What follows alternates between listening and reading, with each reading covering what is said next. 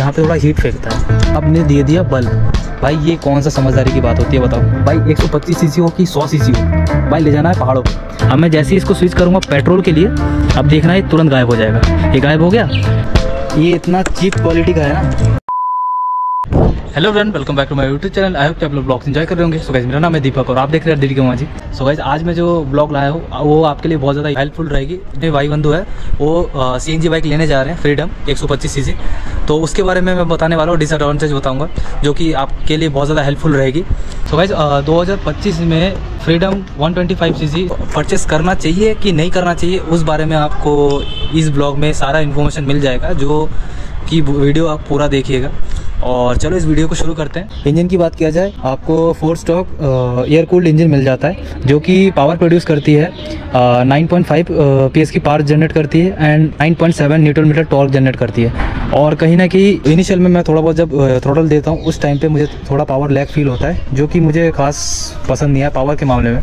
और 125 सीसी होने के बावजूद थोड़ा सा अगर पावर दे देता है, इसमें भगाने के लिए बाइक नहीं दिया गया है। ये बाइक जो इसका मेन काम है माइलेज के लिए दिया गया है, मेन उसका वही काम है। इनिशियल कहीं ना कहीं थोड़ा बहुत कम है।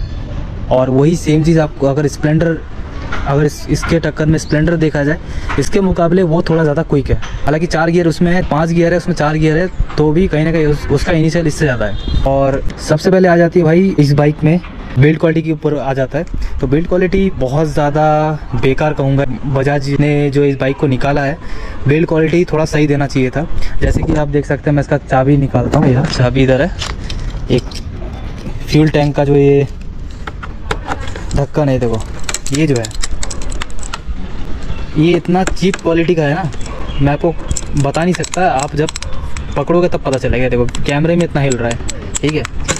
किस किस के पास भाई ये बाइक है, उनके पास भी यही सेम प्रॉब्लम हो रहा है, तो आप मुझे कमेंट करके बताना भाई, या मेरी ही बाइक पे प्रॉब्लम आ रही है, बेकार क्वालिटी है, ठीक है। इसको थोड़ा सा अच्छा दिया जा सकता था। दूसरा चीज़ आता है इसका मडगार्ड। ये देखो कुछ टाइम ही हुआ लिए हुए, देखो मडगार्ड टूट गया। क्या था, देखो कीचड़ लग के ये हल्का सा यहाँ पे क्रैक आ चुका था और बहुत ज़्यादा आवाज़ कर रहा था, तो इसलिए मैंने हाथ से ही तोड़ दिया। ये इतना बेकार क्वालिटी का है, ठीक है, इस चक्कर में मैंने उसको निकाल ही दिया था। तो ये बहुत ज़्यादा बेकार क्वालिटी का है भाई। और इसका मिरर हालांकि कुछ वीडियो पे पहले वाले ब्लॉग में भी नहीं देखा था, कहाँ गया मैं बता रहा हूँ। इसका जो चूड़ी है ना, चूड़ी कैसे टूटा, मैंने लगाया था फ़ोन होल्डर में जैसे ही खोल के फिर से लगाने गया दोबारा, पेंच टाइट जैसे ही किया, वो तुरंत चूड़ी टेढ़ा हो गया। तो उस चक्कर में मिरर मुझे खोलना पड़ा। एक साइड का मिरर लग रहा था, एक साइड का नहीं लग रहा था, पूरा बेकार कर दिया। मिरर तो पूरा गया, अब मुझे दूसरा मिरर खरीदना पड़ेगा। चूड़ी एकदम ख़त्म हो गया। मिरर का क्वालिटी तो बहुत बढ़िया था, लेकिन उस एल्युमिनियम का ये क्वालिटी है बेकार है सबसे बहुत ज़्यादा। और तीसरा चीज़ इसका आ जाते हैं, इसका मीटर आ जाता है, ठीक है। मीटर में भाई मैं दिखाता हूँ आपको, ये जो मीटर है, मीटर में क्या चीज़ मुझे दिक्कत आ रही है। CNG अभी CNG मोड पे है। अब ये मैं CNG मोड पे 1 3 4 दाग है, आपको दिखा दिया। अब मैं जैसे ही इसको स्विच करूँगा पेट्रोल के लिए, अब देखना है तुरंत गायब हो जाएगा। ये गायब हो गया। अब देखो गायब हो गया। अब यहाँ पे ब्लिंक कर रहा है कि पेट्रोल नहीं है। अब मुझे यहाँ पे भी तो शो करना चाहिए ना डिस्प्ले में, कि मुझे कैसे पता रहेगा अगर मैं बाहर हाईवे में हूँ या कहीं पे भी हूँ, तो यहाँ पे मुझे कैसे पता चलेगा कितना फ्यूल है।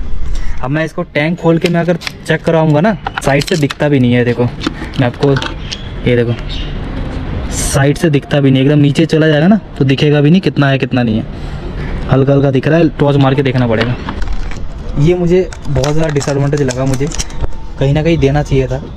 ये चेक करो यहाँ पे, बाकी मीटर से मुझे कोई शिकायत नहीं है, बस ये वाला इन्फॉर्मेशन दे देता तो बहुत ज़्यादा बढ़िया होता। और एक चीज़ यहाँ पे नीचे आ जाता है, ये जो जाली लगा हुआ है ना यहाँ पे, यहाँ से ना जब थोड़ी देर आप राइड करोगे, गाड़ी थोड़ी गर्म होगी ना, तो ये यहाँ पे थोड़ा हीट फेंकता है। अब ये क्या प्रॉब्लम है क्या नहीं है, मुझे सर्विस सेंटर में जाकर दिखाना पड़ेगा। तो आप लोगों के बाइक में भी आ रही है इसकी, मेरे ही बाइक में ये प्रॉब्लम आ रही है। और सीट जो है, सीट के बारे में बात करें तो उसका सीट भाई थोड़ा सा हार्ड लगा मुझे, ठीक है, उतना नहीं बट ठीक है, 50-50 है बोला जाए तो। ज़्यादा हार्ड नहीं है, ज़्यादा सॉफ्ट नहीं है। तो कहीं ना कहीं मैं लॉन्ग राइड करता हूँ ना, तो मेरे लिए तो कोई दिक्कत नहीं है। प्लेन जो पीछे बैठते हैं ना, उसमें दिक्कत होती है भाई। और एक तो पॉइंट मैं बता देता हूँ, ये हैलोजन आप ले रहे हो 1,31,000 ऑन रोड प्राइस ले रहे हो दिल्ली में, तो आपको कम से कम LED इंडिकेटर देना चाहिए था। आपने दे दिया बल्ब। भाई ये कौन सा समझदारी की बात होती है बताओ, है?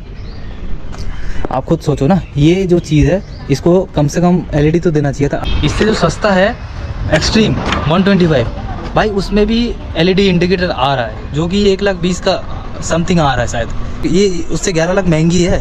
इतना महंगा होने के बावजूद भी हेलोजन दे रहा है, क्या फ़ायदा है?